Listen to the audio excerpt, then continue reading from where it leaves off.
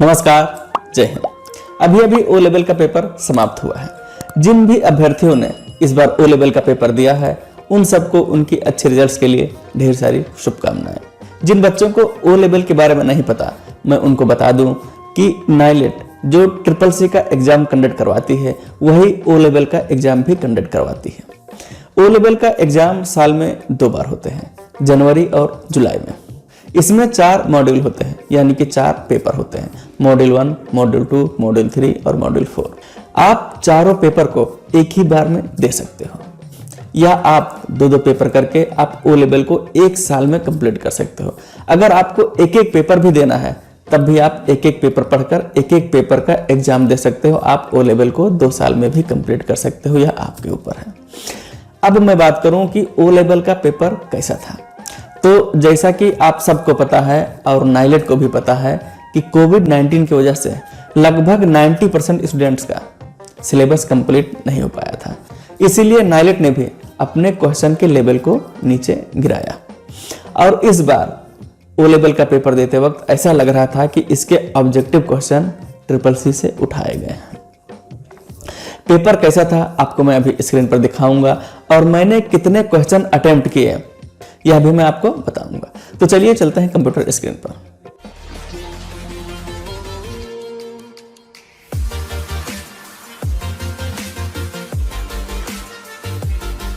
चलिए, तो अब हम आ चुके हैं कंप्यूटर के स्क्रीन पर। ओ लेवल के पेपर में 2 पार्ट होते हैं, पार्ट 1 और पार्ट 2।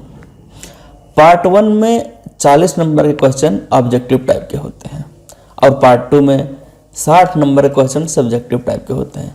इसका मतलब जो पार्ट 2 होता है उसमें आंसर लिखने होते हैं और जो पार्ट 1 होता है उस पर आपको टिक लगाने होते हैं जो सही होते हैं। तो चलिए डिस्कस करते हैं मॉड्यूल 1 का पार्ट 1। क्वेश्चन नंबर 1.1, बेस 16 में संख्याओं को कहा जाता है।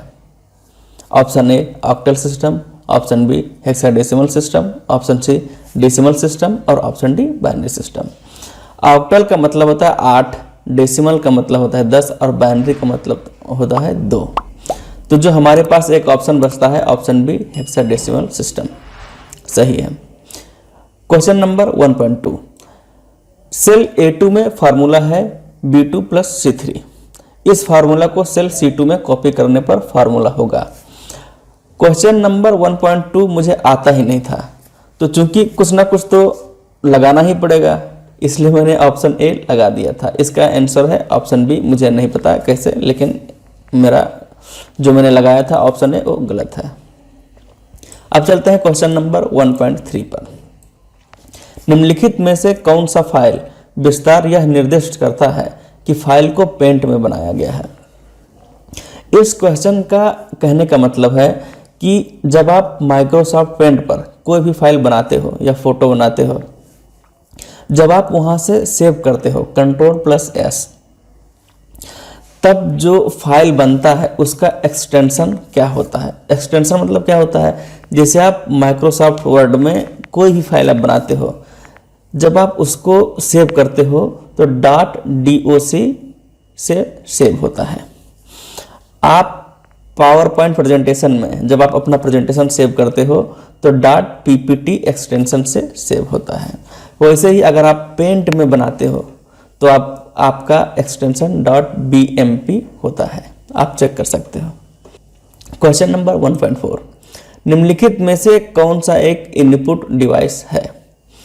अब आप इस क्वेश्चन को देखो, आपको लगता है कि यह क्वेश्चन ओ लेवल में होना चाहिए था? जी नहीं, यह क्वेश्चन ट्रिपल सी में बहुत ज़्यादा आते हैं। इनपुट और आउटपुट डिवाइस से हर बार आपको एक ना एक क्वेश्चन जरूर मिल जाएंगे। इनपुट डिवाइस इसमें से कीबोर्ड है, बाकी स्क्रीन, स्पीकर्स और प्रिंटर सारे के सारे आउटपुट डिवाइस हैं। क्वेश्चन नंबर 1.5, एक बिट को डैश में संग्रहण करने की लागत न्यूनतम है।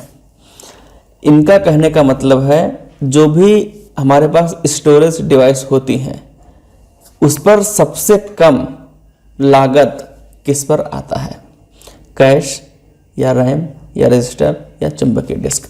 चुंबकीय डिस्क का इंग्लिश आप देखें मैग्नेटिक डिस्क। चुंबकीय डिस्क का मतलब होता है जो आप CD, DVD या पेन ड्राइव यूज करते हो, आप इसको मैग्नेटिक डिस्क कहते हैं। अगर आप इन चारों ऑप्शन में देखो तो सबसे सस्ता आपको चुंबकीय डिस्क ही मिलता है, बाकी तीनों इन कंपैरिजन इनसे बहुत महंगे मिलते हैं। डैश को उच्च स्तरीय लैंग्वेज के रूप में जाना जाता है। विंडोज 7 ऑपरेटिंग सिस्टम और एप्पल एक कंपनी का नाम है जो मोबाइल बनाती है। ऑप्शन सी जावा, जो कि हाई लेवल लैंग्वेज यानी कि उच्च स्तरीय लैंग्वेज है। क्वेश्चन नंबर 1.7, राउंड ब्रैकेट में 1363.45 -2 का उत्तर है। मैंने इसको ऐसे ही तुक्के से लगा दिया था जो कि सही चला गया। क्वेश्चन नंबर 1.8, MS वर्ड में अनेक प्राप्तकर्ताओं को पत्र भेजने के लिए निम्नलिखित में से कौन सा एक उपकरण सही है? Mail merge. आप MS वर्ड यूज किए होंगे, वहां पर मेल मर्ज के थ्रू आप एक ही बार में कई लोगों को मेल कर सकते हो। क्वेश्चन नंबर 1.9, एयरलाइन आरक्षण प्रणाली डैश का एक विशिष्ट उदाहरण है। इसमें मैं B और C में कंफ्यूज था और अंत में मैंने C पर लगा दिया जो कि सही चला गया। एयरलाइन रिजर्वेशन सिस्टम में रियल टाइम प्रोसेसिंग होता है। क्वेश्चन नंबर 1.10, सिस्टम खराब होने की स्थिति में फाइलों की एक कॉपी बनाने के लिए आप एक डैश बनाते हैं। जब भी आपका सिस्टम खराब होता है तब आप फाइलों की एक कॉपी बनाते हो जिसको आप बैकअप कहते हो। उसके बाद आप सिस्टम को फॉर्मेट कर देते हो। फिर सिस्टम सही होने के बाद आप उस बैकअप कॉपी को फिर से रिस्टोर करके आप अपना सारा फाइल वापस ले आते हो। क्वेश्चन नंबर 2, यहाँ पर ट्रू और फॉल्स बताना है आपको। लैंग्वेज जिसे कंप्यूटर समझ सकता है उसे मशीन लैंग्वेज कहा जाता है, ट्रू। रिसाइकिल बिन एक फोल्डर है जो बार बार प्रयोग किए जाने वाले दस्तावेजों, ग्राफिक्स और अन्य फाइलों को संग्रह करने के लिए एक सुविधाजनक स्थान प्रदान करता है। फॉल्स। रिसाइकिल बिन क्या है? जब आप किसी भी फाइल या फोल्डर को डिलीट करते हो तो वह रिसाइकिल बिन में जाता है। तो जो ऑप्शन दिया गया है कि दस्तावेजों, ग्राफिक्स और अन्य फाइलों को संग्रह करने के लिए एक सुविधाजनक स्थान है, यह गलत है। 2.3 देखिए मैंने लगाया है ट्रू जो कि फॉल्स है। यहाँ कागज विहीन कार्यालय और आभासी कार्यालय समान है। Paperless office and virtual office are same, दोनों समान नहीं है। मैंने ट्रू लगाया था जो कि फॉल्स आंसर है। 2.4 पावर पॉइंट प्रस्तुति में ध्वनि, वीडियो, क्लिप्स और एनिमेशन शामिल किए जा सकते हैं, ट्रू है। 2.5 बाइट संग्रहण की सबसे छोटी इकाई है। A byte is the smallest unit of storage. Byte नहीं, सबसे छोटी बिट होती है, बिट के बाद बाइट आता है, फॉल्स है। 2.6 देखिए मैंने ट्रू लगाया है जो कि फॉल्स है, गलत हो गया। वर्कशीट के निचले भाग पर दिखाई देने वाली टैब्स पर default level sheet 1, sheet 2, sheet 3 आदि होते हैं। इन टैब्स को रीनेम नहीं किया जा सकता। मैंने ट्रू लगाया था जो कि गलत हो गया। 2.7 मुख्य मेमोरी की तुलना में कैश मेमोरी तेज होती है, ट्रू होती है। Cache memory is faster than main memory. Floppy disk plug और प्ले उपकरण है, मैंने लगाया था फॉल्स जो गलत हो गया। 2.9 मशीन लैंग्वेज मशीन से स्वतंत्र है जबकि उच्च स्तरीय लैंग्वेज मशीन पर निर्भर है, मैंने लगाया था फॉल्स, गलत हो गया। 2.10 यदि आप एक सेल में 345A एंटर करेंगे तो यह इलेक्ट्रॉनिक स्प्रेडशीट में संख्या मानी जाएगी क्योंकि यह अंक के साथ आरंभ होता है, मैंने ट्रू लगाया था जो गलत हो गया। क्वेश्चन नंबर 3 में मिलान करना है कॉलम X और कॉलम Y का। देखिए 3.1 स्टेप्स की दी गई संख्या के अंदर एक समस्या के समाधान के लिए नियमों का एक सेट एल्गोरिदम बोलते हैं। 3.1 का B देखिए एल्गोरिदम। 3.2 कंप्यूटर स्विच ऑन करने के बाद दिखाई देने वाला प्रथम स्क्रीन है, मुझे आ नहीं रहा था, मैंने इसको छोड़ दिया था।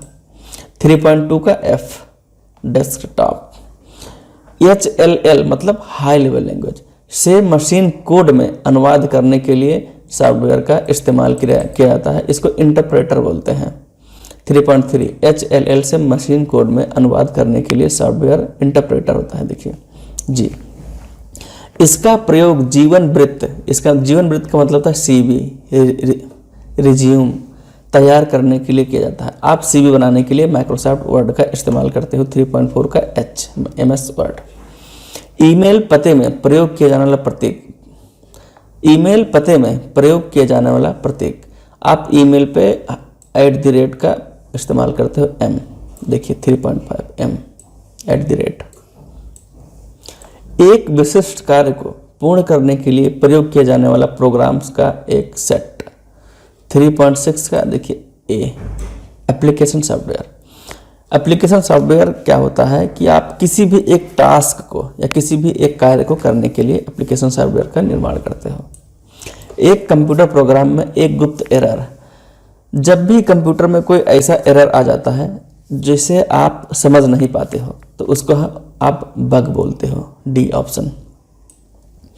वर्ष 1969 में संयुक्त राज्य के रक्षा विभाग ने एक नेटवर्क आरंभ किया था जिसे ARPANET कहते थे। सबसे पहले ARPANET का आविष्कार हुआ था, उसके बाद इंटरनेट आया। ARPANEट ऑप्शन में कहाँ है ARPANEट? Option C ARPANET। देखिए, कंप्यूटर प्रोग्रामिंग के एक क्षेत्र में विशेषज्ञ या एक सामान्य व्यक्ति जो अनेक प्रकार के सॉफ्टवेयर के लिए कोड लिखता है, जो कोड लिखता है उसको हम प्रोग्रामर बोलते हैं। 3.9 का E आप देखें तो प्रोग्रामर। प्रत्येक आयाम में भिन्न पिक्सल की संख्या जो प्रदर्शित की जा सकती है, रेजोल्यूशन, फोटो का आप रेजोल्यूशन में देखते हो, 3.10 का I। अब चलते हैं चौथे नंबर क्वेश्चन पर। यहाँ पर फिल इन द ब्लैंक्स आपको भरना है, खाली स्थानों को भरना है।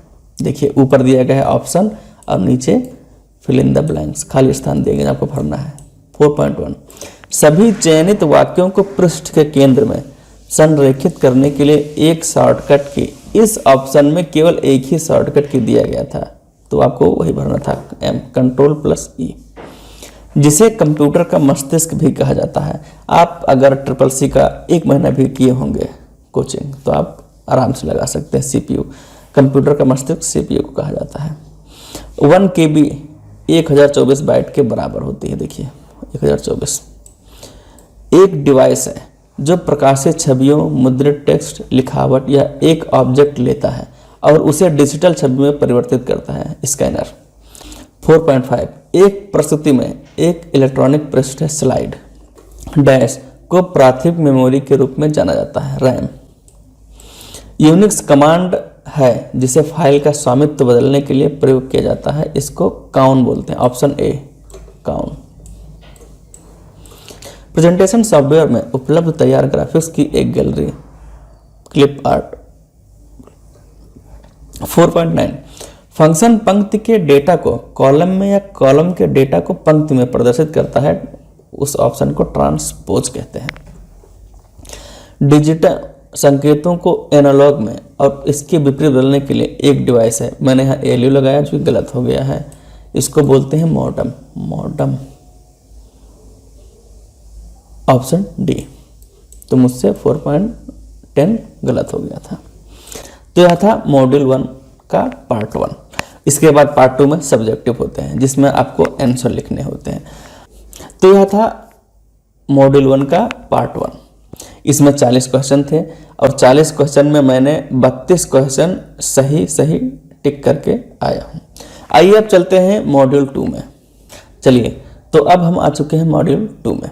इसमें भी 2 पार्ट हैं जिसमें पार्ट 1 40 नंबर के क्वेश्चन ऑब्जेक्टिव टाइप के हैं, मैं उसी को आपको डिस्कस करूंगा। क्वेश्चन नंबर 1.1 स्पाइडर एक डैश लगा है, ऑप्शन ए एक प्रोग्राम है जो वेब पर चारों ओर रेंगता है और पृष्ठों को सर्च इंजन में संग्रह करता है, ऑप्शन ए सही है। क्वेश्चन नंबर 1.2 वेब पृष्ठों को डैश के प्रयोग से विशिष्ट रूप से निरूपित किया जाता है। यहाँ पर ऑप्शन बी URL सही आंसर है जो मैंने लगाया है। वेब पर सामग्री से संबंधित स्वामित्व के अधिकार डैश के अधीन शासित होते हैं, option A copyright law. Question number 1.4 XML dash है extensible markup language. Question number 1.5 cookie है एक प्रोग्राम जो वेबसाइट विजिट को रिकॉर्ड करता है। SSL एक डैश है, एक सिक्योर कनेक्शन है। जब आप वेबसाइट बनाते हो तब आपको SSL का सर्टिफिकेट लेना होता है। जब आप सर्टिफिकेट ले लेते हो तो आपका वेबसाइट सिक्योर कहलाता है। टेबल हेडर को सृजित करने वाले HTML टैग है TH ओपन और TH close, option C. Dash के माध्यम से इंटरनेट का प्रयोग करते समय मॉडेम की आवश्यकता नहीं होती है। यहाँ पर ऑप्शन ए मैं लगा कर आया हूँ, लेकिन उसके बाद कई सारे बुक्स पर देखने पर मुझे इसका आंसर नहीं मिला, और गूगल पर कुछ साइट पर मुझे LAN मिल रहा है, लेकिन मैं अभी भी इस पर कंफर्म नहीं कह सकता कि इसका ऑप्शन बी ही सही है। मैं इस क्वेश्चन का आंसर आपको नहीं बता पाऊंगा। क्वेश्चन नंबर 1.9, एक सॉफ्टवेयर जो एक सिस्टम के बाहरी एक्सेस को रोकता है उसे फायरवॉल कहते हैं। इंटरनेट पर इंटरनेट प्रोटोकॉल का कौन सा वर्जन अधिकांशतः प्रयोग किया जाता है? IPv4। Question number 2.1, email text आधारित संदेशों तक ही सीमित है, फॉल्स है, क्योंकि ईमेल के माध्यम से हम आज टेक्स्ट, इमेज, वीडियो, PDF इत्यादि भेज सकते हैं। SMTP का डिफ़ॉल्ट पोर्ट 25 है, यह ट्रू था, मैं फॉल्स लगा दिया, मेरा गलत हो गया, यह ट्रू है। SMTP का डिफ़ॉल्ट पोर्ट 25 ही होता है। समाक्षी केबल और twisted pair cable wireless media के प्रकार हैं, फॉल्स। पूर्ण डुप्लेक्स मोड में कोई संघात प्रक्रिया नहीं होती है, ट्रू है। जावा स्क्रिप्ट को वेब सर्वर पर कार्यान्वित किया जाता है, फॉल्स है, क्योंकि जावा स्क्रिप्ट क्लाइंट सर्वर पर क्रियान्वित किया जाता है। IMAP भौगोलिक सूचना प्रणाली है, मैंने फॉल्स लगाया, गलत हो गया। TCP पैकेट स्तर की विश्वसनीयता प्रदान करती है, ट्रू। HTTP TCP का प्रयोग करता है और DNS UDP का प्रयोग करता है, मैंने लगाया है फॉल्स, जो कि गलत हो गया। LAN पर साइट को ब्लॉक करने के लिए फायरवॉल का प्रयोग किया जाता है, सही है। ARPANET विश्व का प्रथम परिचालनगत पैकेट स्विच नेटवर्क था, ट्रू।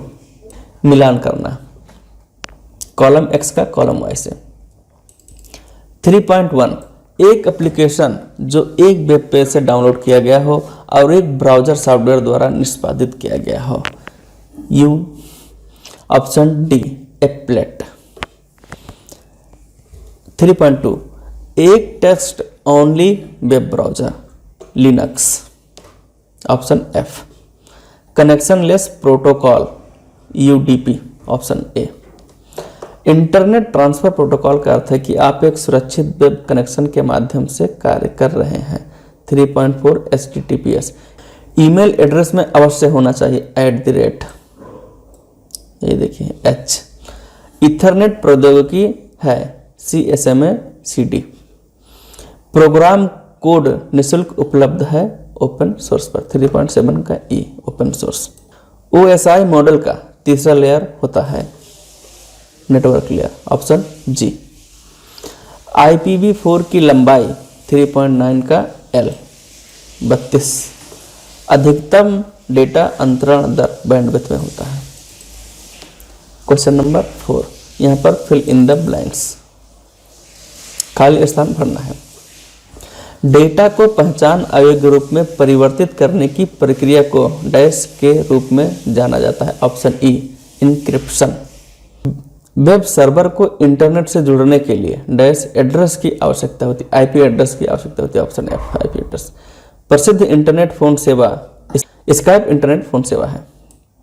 कंट्रोल कनेक्शन और डेटा कनेक्शन का प्रयोग मैंने लगाया है C, जो कि गलत हो गया। इसका आंसर है ऑप्शन डी, FTP। मैंने लगाया है नेट ID। 4.5, कंप्यूटर अपराध को डैश के रूप में जाना जाता है, B, ऑप्शन है कि। रिमोट लॉगिन में दूरस्थ सेवा के प्रयोग के लिए डैश का प्रयोग किया जाता है, टेलनेट। दूरस्थ सेवा के लिए टेलनेट का प्रयोग करते हैं, ऑप्शन जे, टेलनेट। IP एड्रेस का भाग जो नेटवर्क की पहचान करता है, मैंने लगाया था H, जो कि गलत हो गया, option C। 4.8, JSP dash side scripting language है, JSP client side scripting language है। ऑप्शन आए देख लेते हैं, देखिए क्लाइंट साइड। अब चलते हैं 4.9 पर, डैश अनुक्रमणिका प्रक्रिया का उपयोग कर रहा है। जब आप इसका इंग्लिश पढ़ेंगे तब आपको पता चलेगा कि वहाँ पर इंडेक्सिंग मेथड लिखा था, और इंडेक्सिंग मेथड का उपयोग हमारे सर्च इंजन करते हैं, यानी कि गूगल जैसे सर्च इंजन करते हैं। ऑप्शन के 4.9 सर्च इंजन। 4.10 संचित या सुरक्षित किए जाने वाले सॉफ्टवेयर डेटा या अन्य सामग्री के संग्रहण को, भंडार को। यहाँ पर ऑप्शन एस था, जो कि मैं पहले ही लगा दिया था, और जब 4.10 पर आया तो तब लगा कि यहाँ एच तो यहाँ पर होगा। चूँकि यहाँ पर पहले लग चुका था इसलिए मैंने इसको ऐसे रहने दिया और यहाँ पर एच फिल कर दिया, जो कि सही हो गया 4.10 का एच सर्वर। तो यह था मेरा मॉड्यूल 2, और इसमें भी 40 क्वेश्चन थे पार्ट 1 में, और 40 में मेरे लगभग 34 करेक्ट गए। तो यह था मॉड्यूल 1 और मॉड्यूल 2 का पेपर डिस्कशन। आपको यह पेपर कैसा लगा आप कमेंट सेक्शन में राय जरूर दीजिएगा। धन्यवाद।